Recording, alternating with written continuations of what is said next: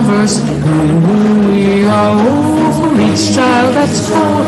A morning star rises and sings to the universe. We are over each child that's born.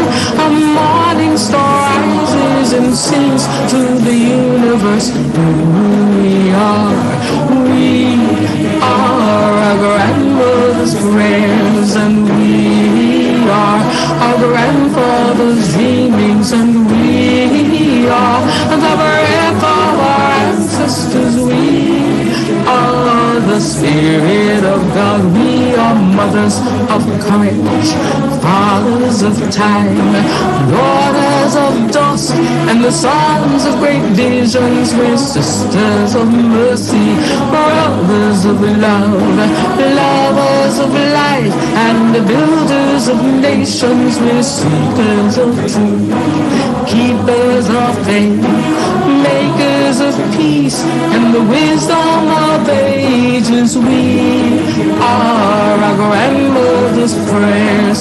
We are our grandfather's dreamings, and we are the breath of our ancestors. We are the spirit of God. We are mothers of courage, fathers of time, daughters of dust, and the sons of great visions. We're sisters of mercy, brothers of love, lovers of life, and the builders of nations. We're seekers of truth and keepers of faith.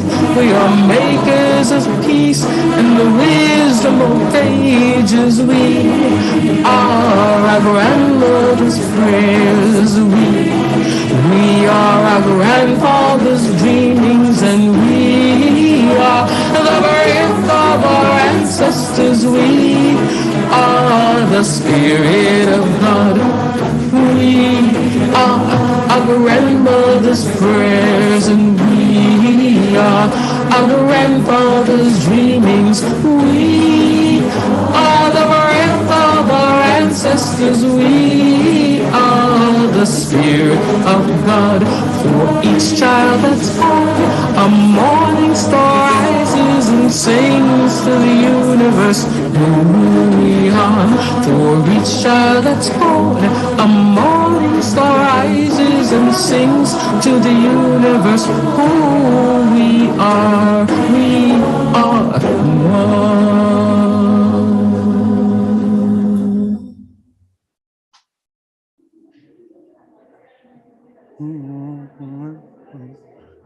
We are our grandmother's prayers, and we are our grandfather's dreamings, and we are the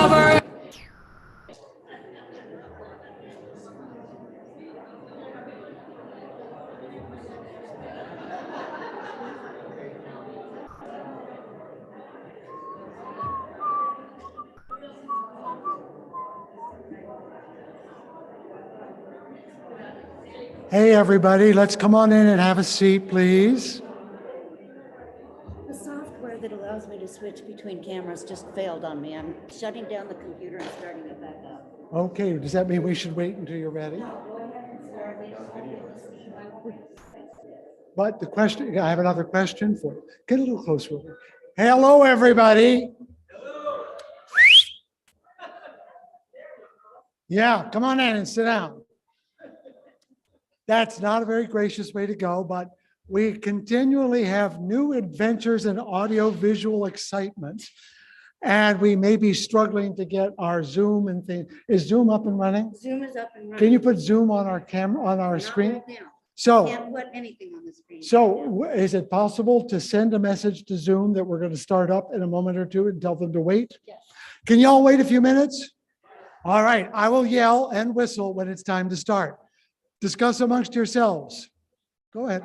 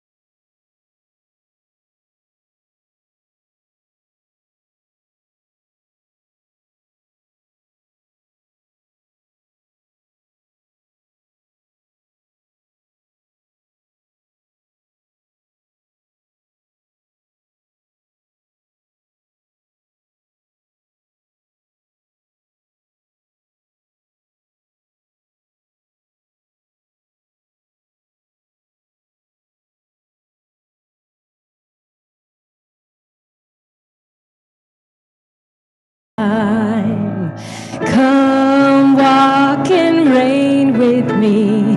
Come walk in rain with me. Come walk in rain with me, that I might know you're mine. And I'll bring you hope when hope is hard to find. And I'll bring a song of love and a rose in the winter time. Come share a rose with me. Come share a rose with me. Come share a rose with me, that I might know you're mine. And I'll bring you hope when hope is hard to find.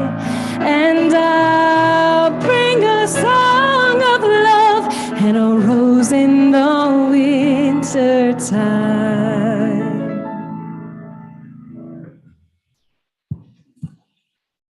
Good morning. That was fabulous. I loved the feeling of that. Thank you all for joining in. I am Marcy Bowden. I'm your Director of Faith Formation Ministry. This friend that I have with me today is my youngest grandchild. This is Nathan. Some of you may remember his mother was my first assistant in faith formation, my daughter Kelsey. That was about 10 years ago, so we got this now instead. Happy Mother's Day to all of you who filled that role as a mother to children in your lives, whether it's biological or adopted, or just you have stepped in and you provide that care. We appreciate you and wish you a beautiful day today. It's a time for the children to come down front and sit on the floor for our time for all ages. I missed the beginning. I don't know, do we have people hearing us online? So if the children are at home, you can sit in front of your device now, please. So today's book is going to need a little bit of help from our children. We're going to have some riddles to solve about animals and their mamas.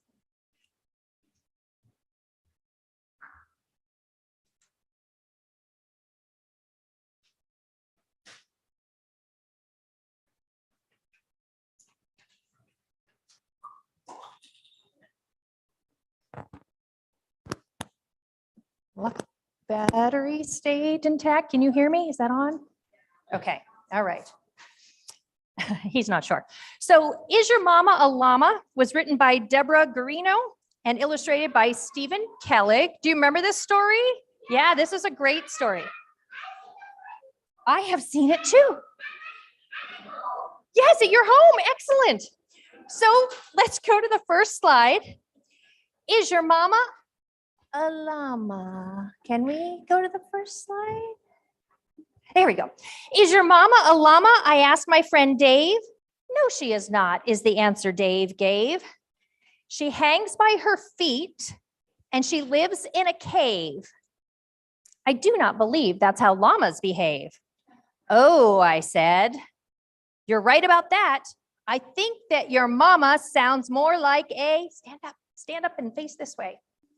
Hold it up high. Yes, a bat. Good job. Thank you, Theo.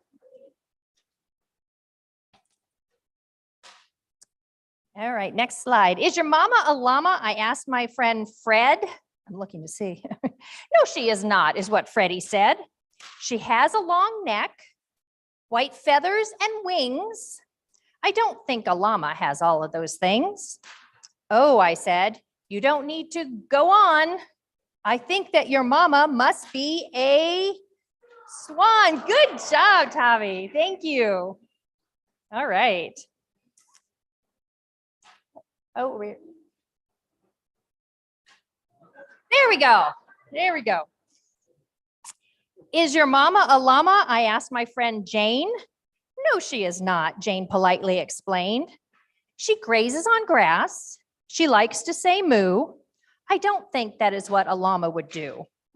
Oh, I understand now. I think that your mama must be a cow. Turn around so everybody can see it. Turn. There we go. Good job. Thank you. You can sit down. Thank you. Is your mama a llama? I asked my friend Clyde. No, she is not, is what Clyde replied. She's got flippers and whiskers and eats fish all day. I don't think llamas act quite in that way. Oh, I said, I'm beginning to feel that your mama must really be a seal. Good job. Thank you, Audrey.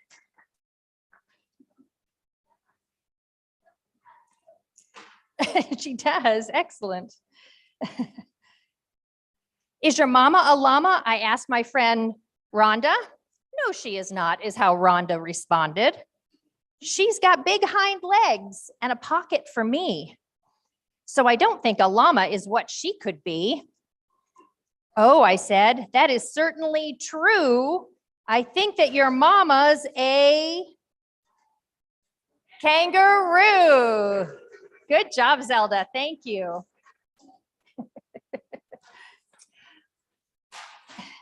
Is your mama a llama? I asked my friend Lynn.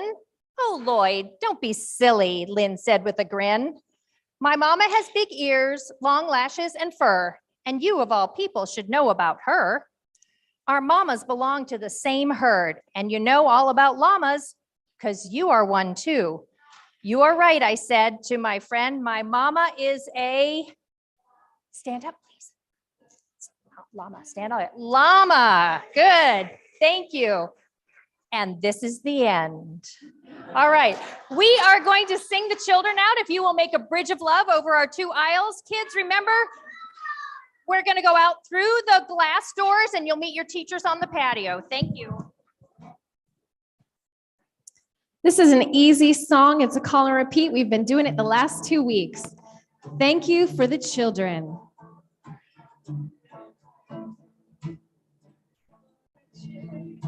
Thank you for the children. Thank you for the children. Sing with me. Thank you for the children. Thank you for the children. These beautiful, these wonderful, these beautiful children. Sing with me. These beautiful, beautiful, these wonderful children. Thank you for the kids' spirit. Thank you for the kids. Thank you for the kids' spirit. Thank you for the kids. These wonderful, these beautiful, these wonderful kids. You sing. These wonderful, these beautiful, these wonderful kids.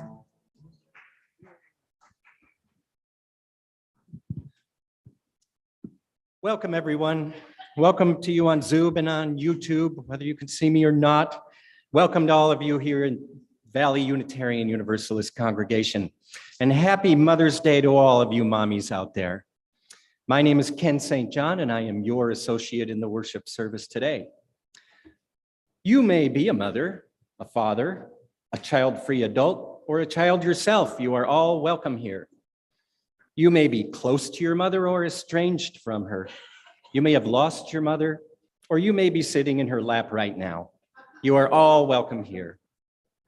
I want to extend an especially warm welcome to any guests or first-time visitors with us today. If you're new in the Zoom service, I encourage you to use the chat feature to say hello to the rest of the gallery. And any newcomers in the sanctuary are invited to stand briefly so that we can all extend a warm welcome to you here and now. Are there any visitors or newcomers? Thank you.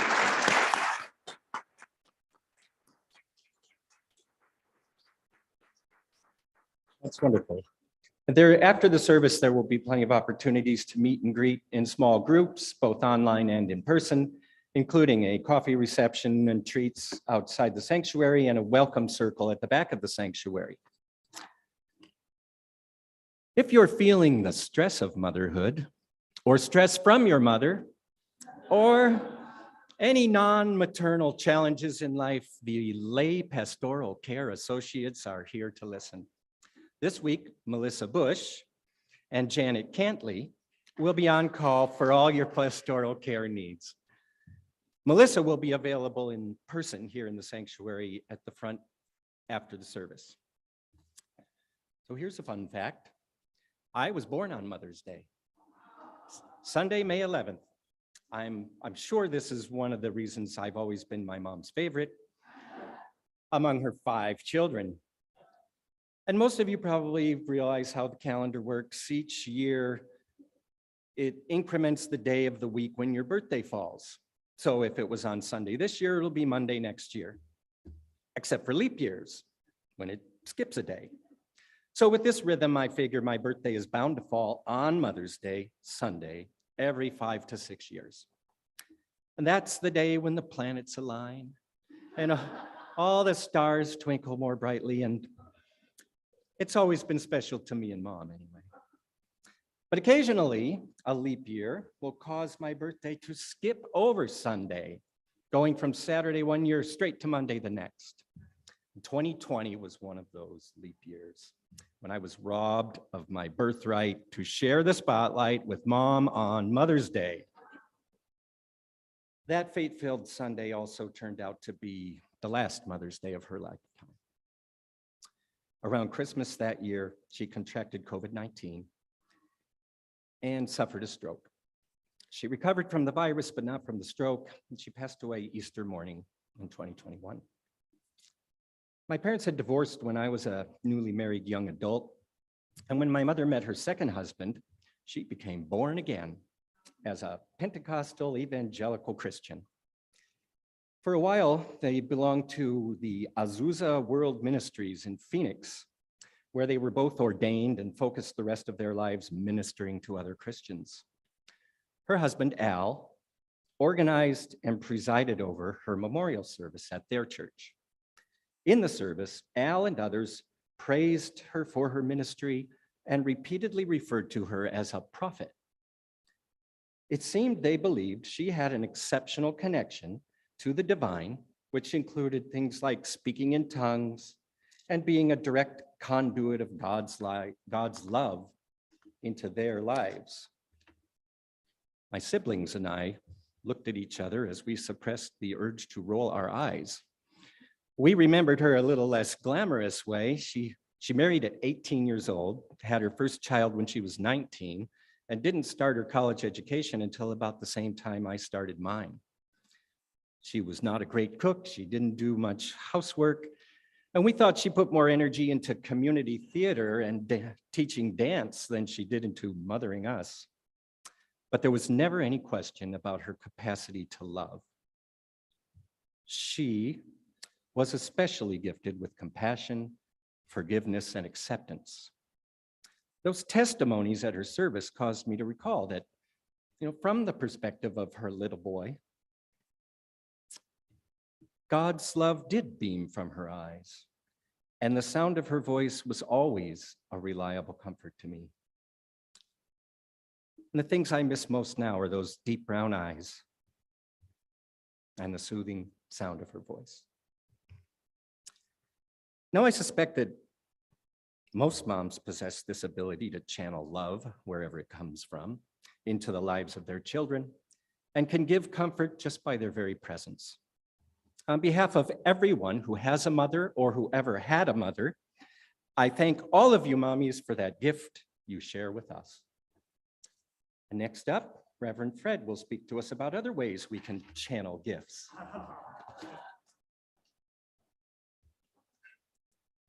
You really teed that up for me, Mr. Camden. So while you guys were deciding on your next settled minister a week or so ago, I was not home just putting my feet up. No, I was at a week-long virtual meeting of all the other interim ministers where what does the man say in the movie, where I hobnobbed with my fellow wizards. And one of the questions that came up in our conversation was, did anyone's church reach their pledge goal this year? And mine was the only hand that went up.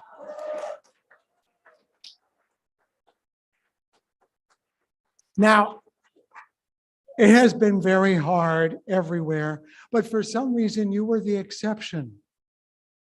Now, I take no credit. It was your money, not mine. It was you and your support for your hopes and dreams. And I think that's what it was. Other places are saying, we don't even know if we have a future, but you think you do. And I think that belief in your future, before you knew about your next minister, you still believed you had one. I think that's what drew Sarah to be interested in you.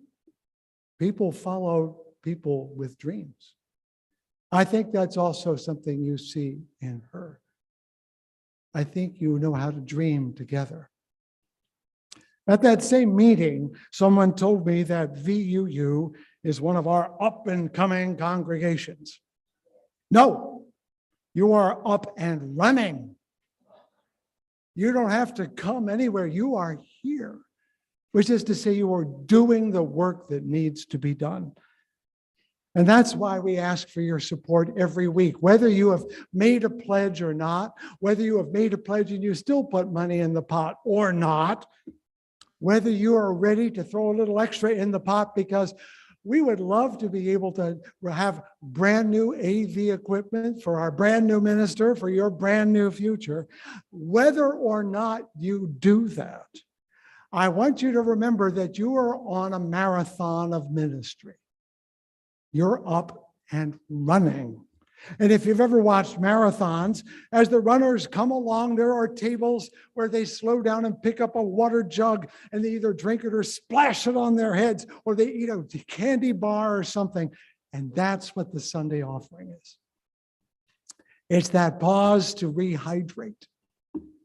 It's that protein bar in the middle of the week that says, I need just a little something to keep going. So here come the runners, everybody. They're going by. You're going to hand out a nickel? You're going to pitch quarters at them? No, you're going to get a little folding money so you can tuck it in their hands as they go by, because whatever you can do is what it takes to keep running. And now I'd like to remind you that if you're at home or here in the room, you can click, you can text, you can email, you can telephone, you can drop by. But if you're in the room, I want you to reach down in a pocket somewhere. Go ahead, you know you have one. I want you to fish around until something that rustles creeps into your hand. And as our ushers go about with the plate, I want you to sing along with Katie. Is Katie able to do a little singing here? We don't have the video up, but we know this song, don't we? And I don't know, maybe I got the video. You can. All right. Dudes, you guys rock. Let's do that.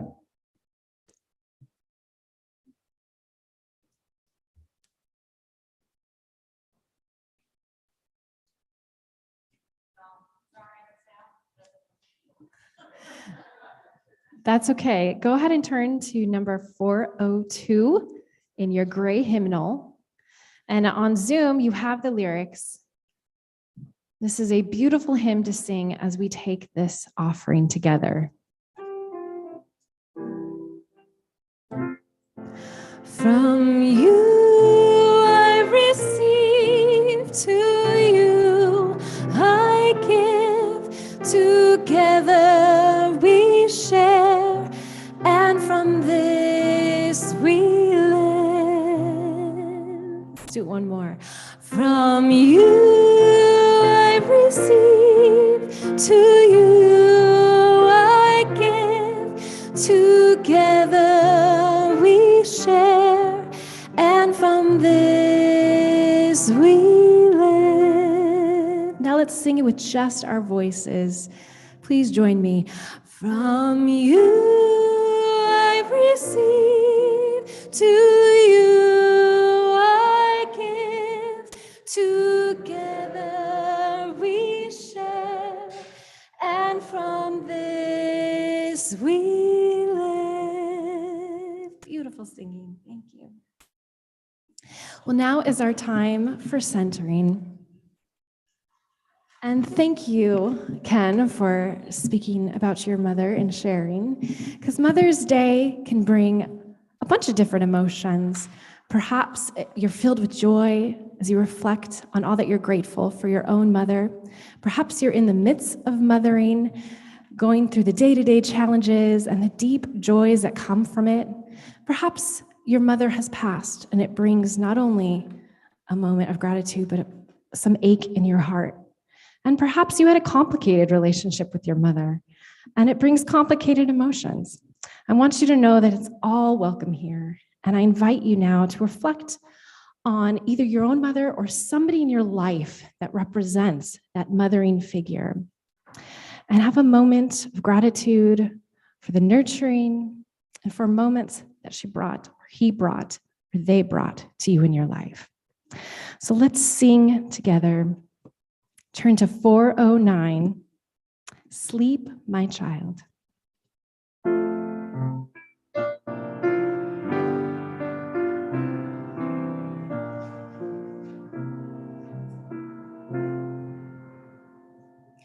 Sleep, my child, and peace attend you all through the night.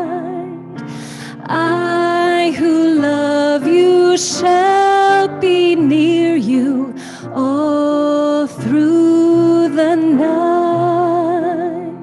Soft the drowsy hours are creeping, hill and vale in slumber sleeping. I, my loving vigil keeping all through the night. Mother, I can feel you near me all through the night. Father, I know you can hear me all through the night. And when I am your age nearly, still I will remember clearly how you sang and held me dearly all through the night.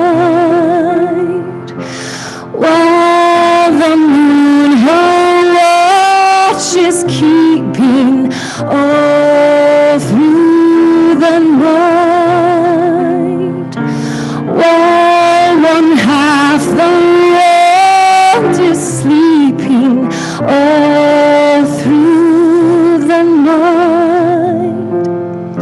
Even while the sun comes stealing, visions of the day revealing, breeze a pure and holy feeling all through the night.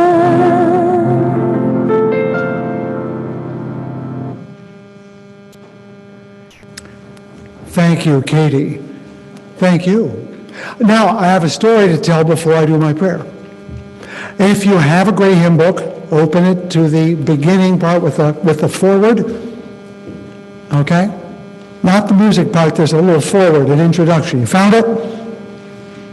Turn the page to the end. So you see all the names? And who's the last name on that list? That would be me, yes. Now, I'm not asking for credit. Now I get to tell the story. When those people, yours truly included, were putting the hymn book together, one of the things we did is we sang through every conceivable hymn, and we sang through some absolute stinkers, I got to tell you. They were all reverently presented and submitted, and there could have been more, but a book cannot be so large that it serves as a doorstop. But when we got to this one, and we got to the end, we were passing around the Kleenex box. We were all, it's a tearjerker. Got to put it in. Got to put it in. And so every time we sing it, I get a little misty. I hope you did too. Prayer is not about that, although it is said by Walt Whitman that prayers are groans. And there's some truth to that. We reach for things we need when we feel the need. But prayer is also something that if you only do it when you're hanging by a thread, you're not going to do a good job of it. You got to practice. But you say, I don't believe in God. It says prayer is not about God. I don't believe in God answers prayer, even if I do believe in God. I said God doesn't answer prayers. Prayer is about being totally present to who you are in a moment that you choose. And sometimes that's the moment when you say, if anybody's out there, I could use a hand. And Lamont says there are really only 3 prayers: help, thanks, and wow. I would add oops to that list, but I think a little confession is good for everybody's soul. So I'm going to make a little confession. I wore the wrong shoes to church today. For me, because I was in a hurry and I wasn't paying enough attention as I left the house. So my confession is I wasn't thinking nearly well enough. But the moment of prayer is a moment of reckoning. The moment of prayer is when you say, am I where I want to be in my life? And if not, what do I need to do to get there? And that includes saying oops, or thanks, or help. It's a practice. We talk about spiritual practices all the time, and we think, oh, that's meditation and mindfulness and vipassana. Is that what we call it? And it's great. That's a great thing.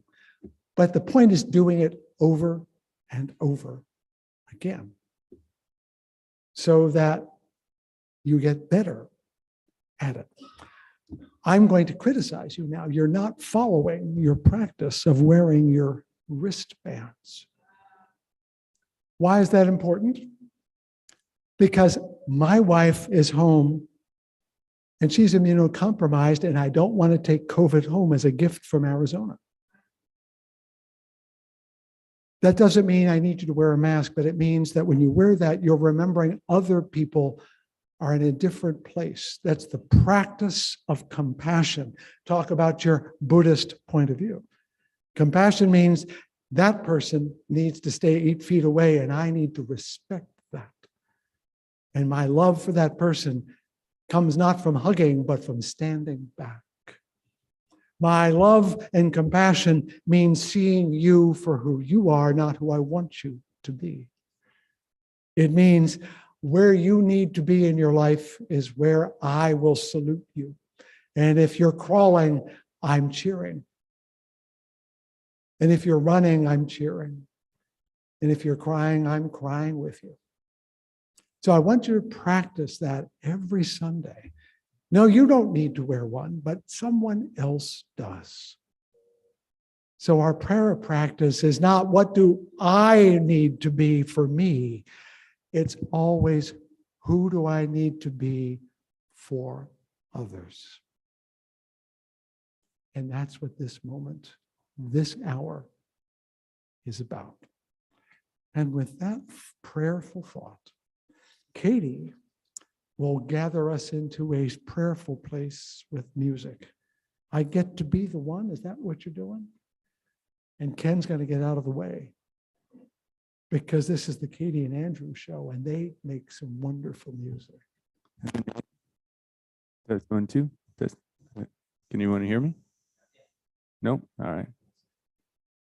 And Andrew stands up. Fred set the precedent, so Andrew stands up from here, walks over to the microphone, puts his guitar around.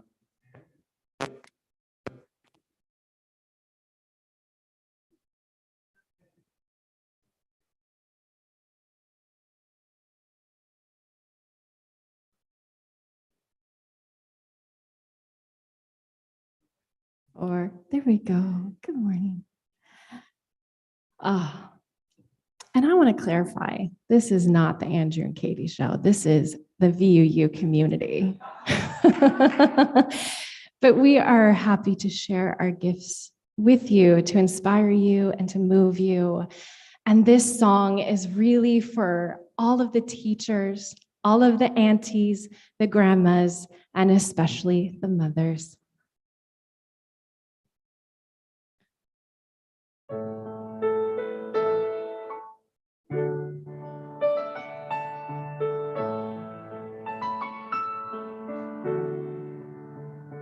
Well, hello, little baby. Your eyes have never seen the sun. You should know, little baby, that I am the lucky one. I get to be the one to hold your hand. I get to be the one. Through birthdays and broken bones, I'll be there to watch you grow. I get to be the one. Don't feel alone now, little baby. Do you hear me singing you a song? I can't wait to show you, little baby, how to crawl and how to walk and how to run. I get to be the one to hold your hand. I get to be the one. Through birthdays and broken bones, I'll be there to watch you grow. I get to be the one. Though, how does someone so small, hold my heart so tightly? I don't even know you. I love you completely.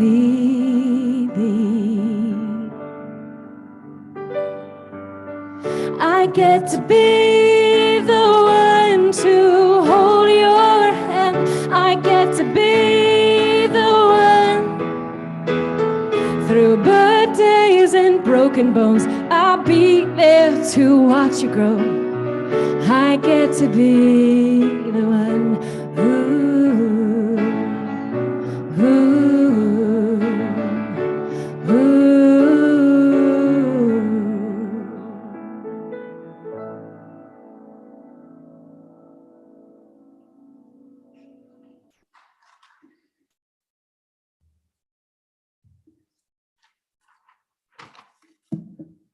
Oh, thank you. Count on reality to trip you up every time. What do they say? It's old Yiddish Jewish proverb, man plans, God laughs. Between the time I selected my topics for the month of May and settled on mothering all month long, I'll be talking about aspects of mothering all through May. Our Supreme Court revealed it was considering the most dramatic ruling it could have that could have an impact on that very topic. We are now wildly anxious, and we're angry and frightened. Many of my colleagues are preaching on it this morning and on our deep support for a woman's right to choose the destiny of her own body. I am not going to do that. However, if you want to know my thoughts, I did post a link to a sermon that I preached years ago and revised for this moment. It's on the Facebook page for this community. It's serious. You may not like it because serious things can be hard. But I'm going to say, stick with my theme, mothering, because there's a lot more there than giving birth. Someone pointed out, was a Catholic woman, religious, said, if you're against abortion, but if you're not ready to feed, house, and clothe children, you're not pro-life, you're pro-birth. We like to think here that we really are pro-life.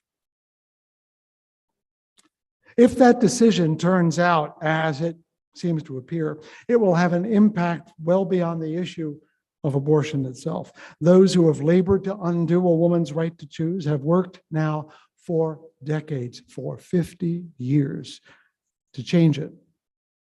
And it will take, I fear, similar time and commitment to do it again. Outrage is powerful. It's motivating. Do not stop feeling it. But change requires more than outrage. It will require petitions and marches and lobbying, but it also means organizing. It also means learning. It means people will have to remember that at this point, whether a woman has the right to choose her body's destiny will depend on where she keeps her driver's license, be that Arizona or California, Wisconsin or Wyoming. And my advice to you is if you want to make a difference, don't look at the court, look at your state house, look at your city council. And if you're not running for dog catcher, school board, city council, or anything else you can get your hands on, you're not part of the solution.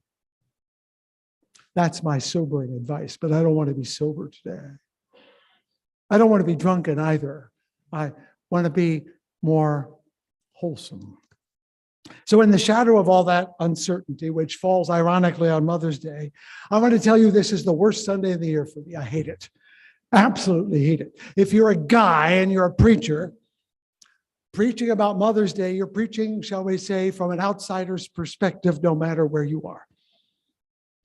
Further, Catherine Jarvis's notion of Mother's Day with its saccharine cards, its abundance of flowers that quickly fade, the overburdened restaurants for the one meal a year you took mom or grandma to go to is not what Mother's Day is about, but that's what we think it's about. And so we have to preach on that, even if it's the wrong thing to talk about. On the other hand, if I don't mention Mother's Day, I'm cold, heartless, indifferent, sexist, male, chauvinist, never mind. You might say this is a needle through which no camel can fit. So as I worried about this for yet another year, a thought came to me.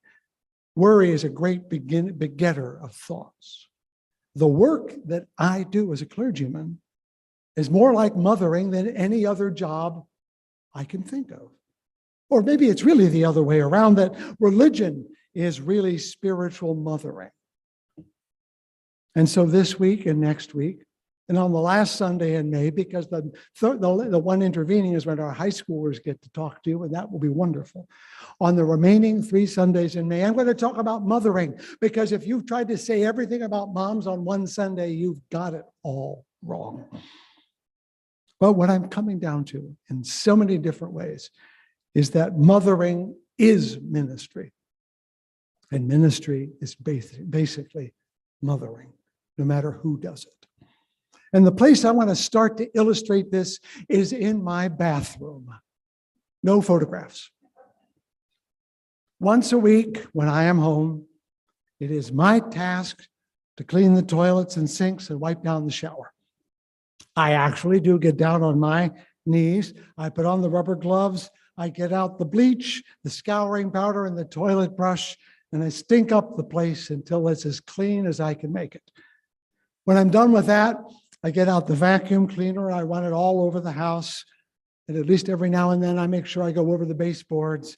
And if I'm particularly attentive, I'll look up and I'll notice the cobwebs. Because you see, if it's from the baseboards down or from the door jamb up, that's where I am on duty. That's the way we've worked it out in my house. And I'm glad to do it. My training began actually as a boy, but it spun into high gear in high school when my mother had a recurrence of her childhood tuberculosis. And the doctor said, you cannot do anything, you must rest all summer long. And that meant that someone else had to do the cleaning and the laundry and the housekeeping. And my dad was on the road a lot. So being the oldest, I became the housewife. I wasn't good at it. And I frequently got very detailed instructions from my mother, who dutifully took her pills, put her feet up, and stayed off her feet. I should also point out that she also kept smoking and drinking vodka gimlets to while away the summer days. Did I say she was perfect? No. Now, I had siblings. They pitched in, didn't they? No, they did not. It was summer break. They went out to play. But I stayed home and cooked and cleaned. My mother's frustrations with us took on a new aspect of credulity from my new perspectives. Howard, why didn't you put your clothes in the hamper? Regina, why don't you clean up after you eaten? And suddenly my mother's voice was coming out of my mouth. I had to stifle myself when my father seemed equally oblivious. And my mother reminded me of the time that he, that summer, tried to pitch in for a day and decided to make her a cup of coffee. Now, we had been living in this house for 7 years at least, and he was trying to make her a cup of coffee. He went down to the kitchen and then came back hollering up the stairs, "Honey, where do we keep the teaspoons?" You'll notice more women laughed at that. He had been in this house for 7 years and had no idea where the spoons were. Yes, it is a stereotype, but I suspect it describes more than a few households even now, where children and clueless spouses, usually men, allow the housekeeping to fall through the grid of their awareness into the cesspool of obligation that moms so often take up. Housework was and still is, for the most part, women's work, not only in America, but in most cultures. In fact, a story in one of the dailies that I read, the Times and the Post, said that as women get promoted, they end up doing more housework. Their jobs are getting larger. Guys, if you are feeling a little sheepish, that's a good thing. On the other hand, historically, religion has been men's work. It's full of priests and preachers. When I was a young clergy person, women were rare, not only among us, everywhere. I would go to clergy gatherings, which turned out to be the equivalent of locker rooms, where plenty of bragging would go on. And if it was a retreat, it was the retreat to the liquor closet that happened more than anything else. I could almost smell the testosterone among my elder colleagues as they bragged about the number of people who joined, the number of dollars they collected, the buildings they built, and how big their steeples were.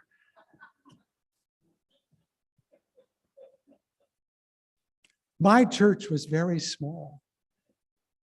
My funds were very few. My membership very tiny. I did not say much.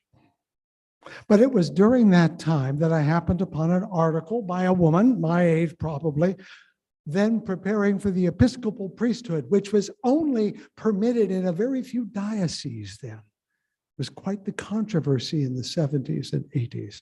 But she was in Episcopal Divinity School with her fellow students, all of them male. And they asked her what it felt like to conduct the sacraments, the things that had been withheld from women for generations, centuries. They expected her to be awed or uncertain. "No," she said. "I've been cooking dinner for my family for years. Communion is easy. And I've been bathing babies for years. I know baptism better than you guys." And at that moment, the light went off in my young clergy head. I was a housewife. My house was a church, but my job was to care for the household. Hey, for 25 years, every Sunday, I even wore a dress. We called it a pulpit gown, but it's a dress. Now, the question is, did my older, bragging, swaggering, swilling colleagues know that? I don't know. But sometimes strutting masculinity is a bit of a protest, don't you think? Maybe one reason they had to brag so much is that other men in real jobs made them feel a little girly. And maybe one of the reasons I went into the work was because I spent a summer cleaning and cooking while my mother was sick. And I knew how to do that kind of work. If you look at ministry, clergy life with honest eyes, basically, I'm a housekeeper. Each Sunday, today, I may not feed you food, but this sermon is supposed to be spiritual nourishment. And sometimes you thank me for it, but by God, in 7 days, you'll want another one. And it better not be the same one. Like many a housewife, I have pinched pennies when dollars were scarce, trying to make sure the electric bill got paid. I've made meals from spiritual leftovers that you thought were brand new. I've literally ironed church tablecloths when you weren't there. And yes, I have literally cleaned a few church bathrooms on my hands and knees, and I am not complaining. This is my job, to care for this house and every house I have served. Now, when I began clergy life, like all men, and I do mean men, I had hoped to be a successful minister. And in those days, and even these days, I hoped to go on to larger and larger churches, preaching to larger and larger crowds who put more and more money into the plate so we could build larger and larger buildings. I would be a mover, a shaker, a man to be reckoned with, someone who mattered in the big, bad world out there. It didn't happen. And in all my years, I can say I have safely avoided building a building. I have managed to shrink most of my churches in their membership. I could make a small budget smaller and make it go further than anybody else. And no matter how great the sermon was, I still had to cook up a new one every damned week. Now, I spent most of my career chiding myself for being a failure because I did not grow my churches. My churches did not get larger in their dollars, that I did not climb the ladder of success. And on gloomy days, I sometimes can still feel that because that's the way we measure success in America. It has to be bigger, larger, more. But my soul knows that I kept a good house. And that's what I'm commending to you now. You have a new minister coming, and you're imagining great things. You're imagining new members. You're imagining remaking this sanctuary. You're imagining things growing and great. May you prosper. Lord knows I couldn't do it. But the ministry of housekeeping is worth the praise of the housekeeper no matter what. Not just me, but her. And that's because that is our business. Long years ago, I ran into some advice from Malcolm Forbes. For if you're under 50, you don't know Malcolm Forbes. Let's put it this way. He was the Jeff Bezos of his era. He was the grandiose millionaire who wrote Forbes magazine and is still considered an icon of the gospel of wealth. And at one point he wrote down, it's easy to get rich, just make that the only thing you do. And I thought instantly when I read that, well, who's doing his laundry? Once, when living in New York, I had access to Robert De Niro's address. Don't ask me, I'll have to kill you. That year, he was nominated for an Oscar, and I boldly sent him a note asking that if he won, that instead of thanking the producers and the directors, that he thank his nanny and his housekeeper instead, because they were essential to his success. He didn't win, and he didn't answer my note either. Our culture says we need to be competitive. We need to seek wealth and power. It's basically a macho notion of success. And of course, in that world, housekeeping is at the bottom of that ladder. We hire people to do those. That's what servants do. And we call them domestics. And if possible, we feed them as little as we can.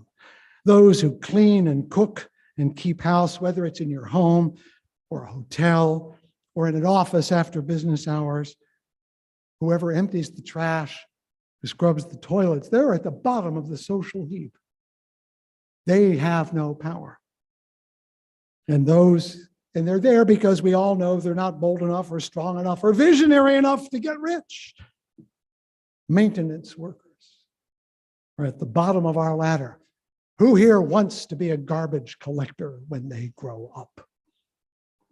And yet, if we don't collect the garbage, Malcolm Forbes can't make any more money. If we don't clean the toilets, Elon Musk has no place to go. If the children are left undiapered and unfed, the food uncooked, Tesla and Amazon and Microsoft and Apple and every gigabiz would grind to a sorry halt. Does it strike anyone else as paradoxical, if not already immoral, that our frontline workers, whom we love to clap,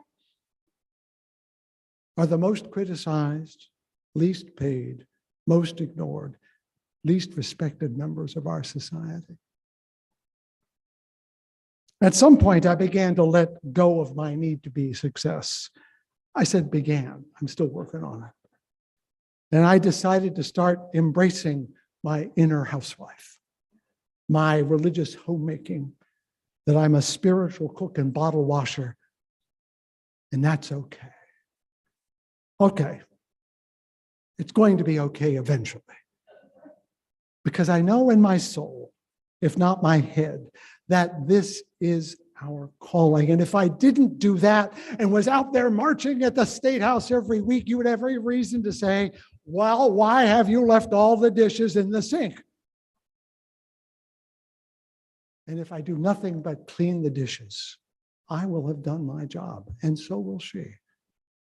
In fact, it used to be said that we clergy were engaged in what is called the cure of souls, which doesn't mean you're sick. That's an old word for care.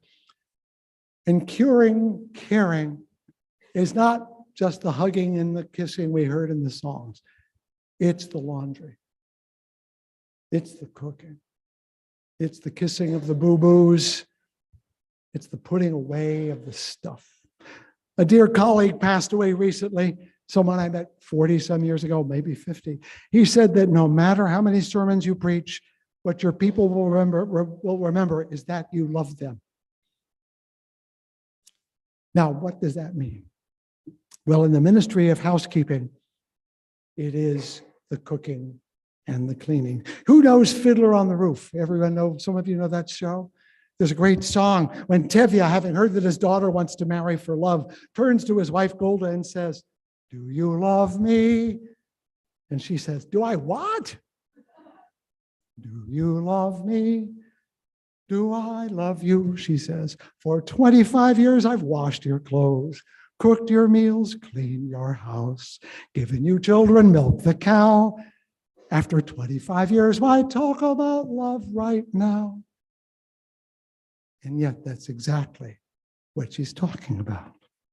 At the end of the song, they look back on their lives, and she concludes, if that's not love, what is? It isn't the smiles or the hugs. It's that you got a clean house and a fresh meal and someone who was able to clean up when things were a bit of a mess. Love is those boring, ordinary, unremarkable household chores that truly keep body and soul together, fed, so warm and safe. If we clergy do nothing but that, we have done our job and we deserve a parade. And if in the future you come into the glory of De Niro because you've grown so much, if you've come into the wealth of Forbes because people gave you scads of cash, please remember that it was the ministry of housekeeping that made it possible.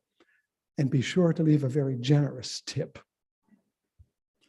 With that, I give you the ministry of housekeeping, and I'll see you next week on a whole other way we can be mothers to one another. Katie, would you gather us into the end of our worship with our closing song? I said it's supposed to be, she said it's not a hymn, it's a song. So it's a song.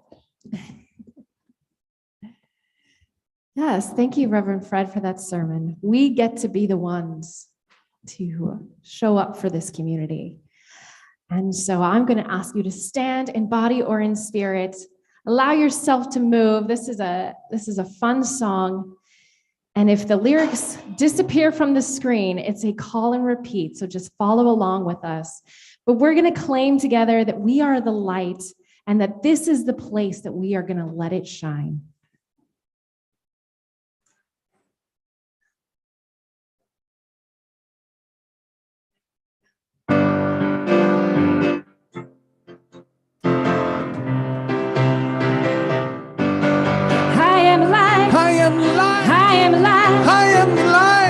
this world, in this world, in this world. in this world. I see the joy, I see the joy, I see the joy I see the joy in this world, in this world, in this world. in this world. This is a place, This is a place, this is a time. this is a time. Let it shine, Let it oh, shine, let it shine. let it shine. I live in love every day. I'm living love every day. Live in love every day. Living love every day. Live in love every day. I'm living love every day. Spreading peace along the way. I'm spreading peace around the way. Right time, Right time, oh, right place. right place. Live in love, Living love oh, every day. every day. Uh-huh, Uh-huh. yeah, yeah. Yeah. Uh-huh, Uh-huh. ooh, yeah. Oh yeah. Uh-huh, Uh-huh. yeah, yeah. Yeah. Uh-huh, Uh-huh. ooh, yeah. Oh yeah. This is place, This is the place. this is the time. This is the time. Let it shine, Let it oh, shine. let it shine. Let it I shine. am alive, I am I alive. am alive. I am alive. In this world, In this world. in this world. In this world. I see the joy, I see the joy. I see the joy. I see the joy. In this world, In this world. in this world. In this world. This is a place, This is a place. this is a time. This is a time. Let it shine, Let it shine. oh, let it shine. Oh, let it shine. This is place, This is a place. this is a time. This is a time. Let it shine, Let it shine. oh, let it shine. Let it shine.